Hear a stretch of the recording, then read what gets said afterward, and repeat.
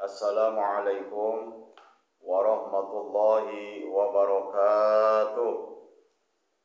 Bismillah walhamdulillah wala hawla wala quwata illa billah amma ba'du.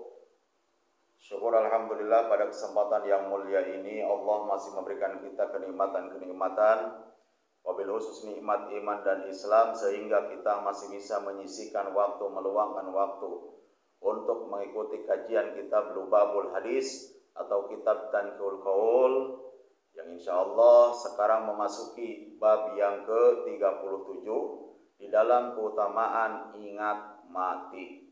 Semoga apa yang Al-Fakir sampaikan bermanfaat, wabil khusus buat Al-Fakir pribadi, umumnya untuk jamaah yang menyimak video ini, dan kita amalkan apa yang Al-Fakir sampaikan di dalam kehidupan kita sehari-hari.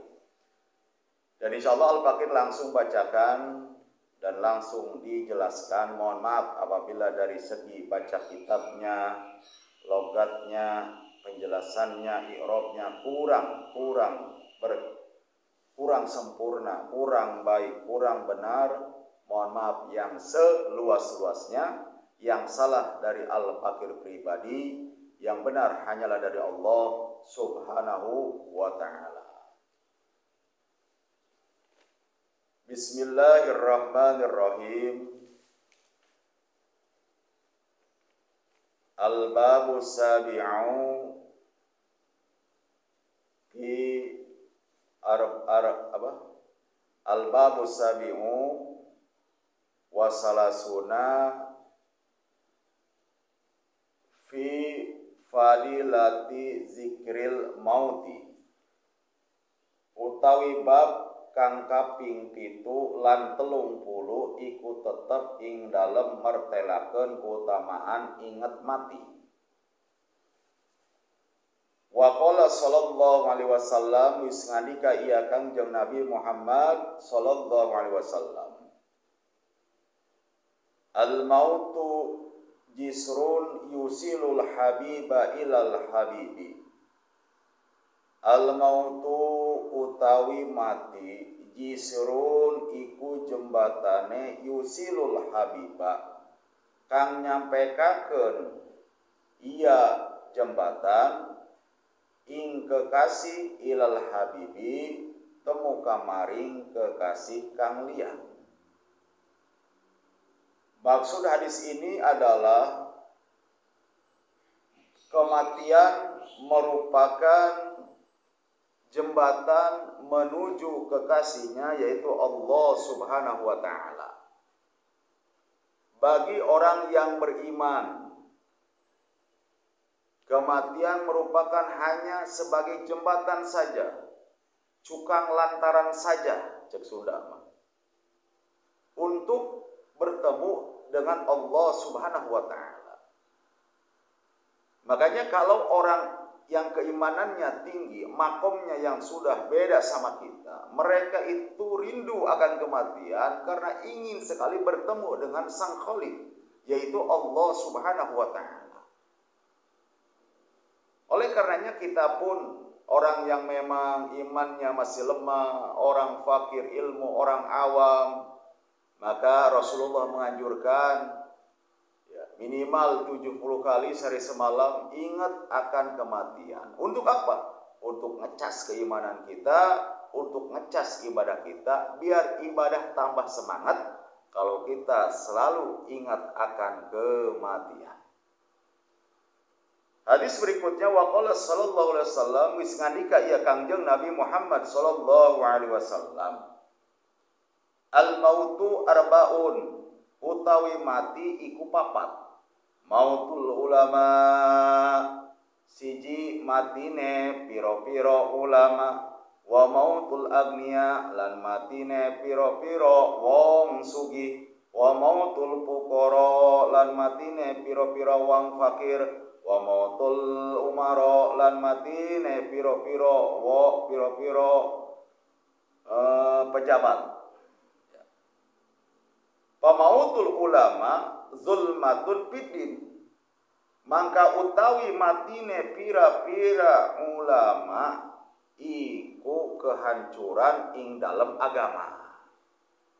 Jadi kalau matinya ulama merupakan kehancuran, kegelapan dalam agama, perpecahan di dalam agama. Makanya Masya Allah, ya, ulama-ulama sepuh kita, ulama-ulama yang istiqomah, ya, tahun-tahun kemarin sudah pada meninggal dunia. Ya, ulama-ulama yang waro, yang apik, yang istiqomah, yang mengamalkan ilmunya sudah pada dicabut oleh Allah Subhanahu wa Ta'ala dalam dunia ini, dan merupakan ini perpecahan di dalam agama. Wa mautul aghniya hasratun, lan utawi matine piro-piro wong sugi iku kerugian. Nah, kalau matinya orang kaya merupakan kerugian baginya. Rugi karena meninggalkan harta bendanya. Karena orang kaya itu sifatnya takut akan mati karena meninggalkan harta benda yang ia kumpulkan, yang ia cari selama ini. Maka ketika orang kaya mati merupakan kerugian bagi dirinya. Wa mautul fuqara, lan utawi mati piro-piro wong fakir rohatun iku kesenangan. Dan matinya orang-orang fakir merupakan kesenangan baginya. Kenapa? Mereka meninggalkan kesengsaraan tatkala di alam dunia. Mereka meninggalkan perih pahitnya kehidupan karena kekurangan harta. Tatkala Allah cabut, tatkala ajal menjemput, merupakan kesenangan bagi mereka. Wa mautul umaro fitnatun, lan utawi matine piro-piro pejabat iku fitnah. Jadi matinya para pejabat merupakan fitnah. Tatkala para pejabat mati, timbulnya fitnah, korupsi, terus mengizinkan tempat-tempat ilegal, tempat-tempat maksiat. Pejabat yang tingkat bawah atau pejabat pusat, tatkala mati para pejabat, maka meninggalkan fitnah. Na'udzubillah.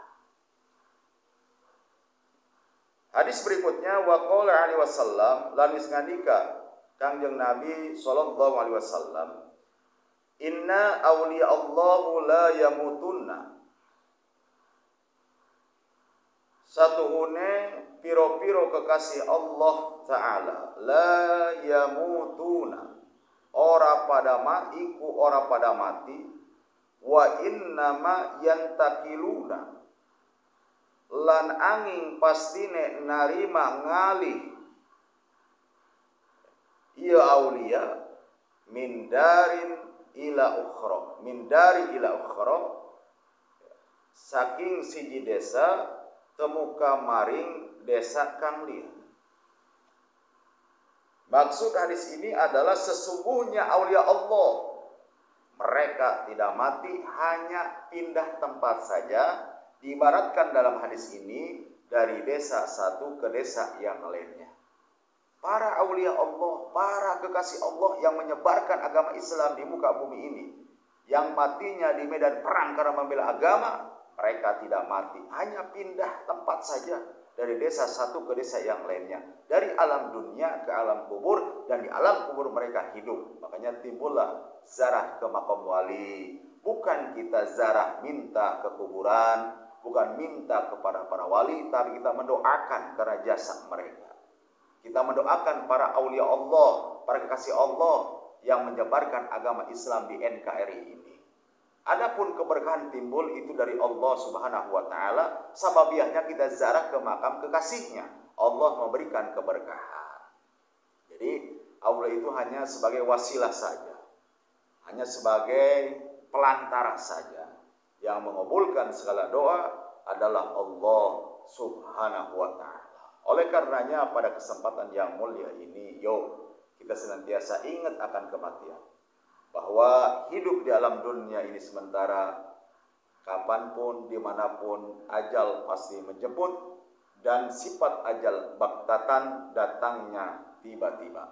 Tinggal kita muhasabah diri sejauh mana kita, ya, amal perbuatan kita dalam dunia untuk bekal kita di alam akhirat. Selalu ingat akan kematian. Hidup nggak abadi. hidup enggak kekal. Yang kekal dan abadi hanyalah di negeri akhirat. Sekian, wassalamualaikum warahmatullahi wabarakatuh.